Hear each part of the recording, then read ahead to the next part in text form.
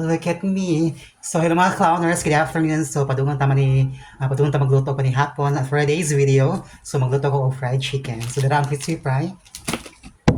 So, friends, pasensya ka sa mga voice, mga ka-clowners. Laki ko ko okay, laki betch ko. Pabaylo ko pamati. So, for today's video, for this afternoon or this afternoon, so we're going to cook fried chicken. So, ko siya butangan as you seen later a while ago, nagbutang ko og egg. A small little amount of egg. And of course, later part, I'll going to... Did you naman wala kong later part, mga ka-clowners? So, at this point, ladies and gentlemen, kids, ako nag-clown hosting mga clowners. So, muna siya butan ako kay magic sarap o gamay nga asin. Tara.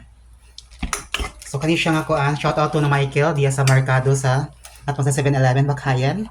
Dira na og gipalit ang kay fresh. Simutong din ako mga clowners. So, mga ka-clowners. Of course, ako na siyang ibutang mga ka-clowners sa crispy fry. Tara.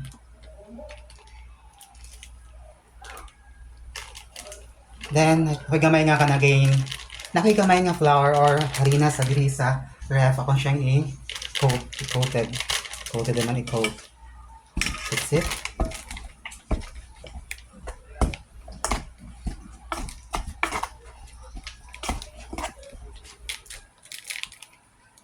Para makita ninyo pas wala magkuikuan ko na nakuikuan ko standing as kuan sa una selfie stick pero na habiling na to sa pagpari na ko sa Viram.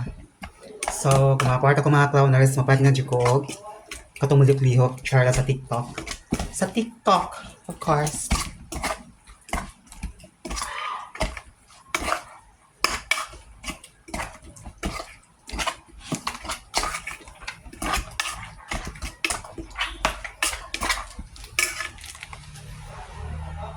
So, ako na siya lutuon later part. Hindi ko na mawala akong later part mga clowners. That's it. Fried chicken for today's video and for today's panihapon. Thank you so much for watching. And this is your clown host slash party host slash events host Clown Air o gwapa si Clown Air karon kay feeling well naman si Clown Air. I'm not feeling well. Thank you.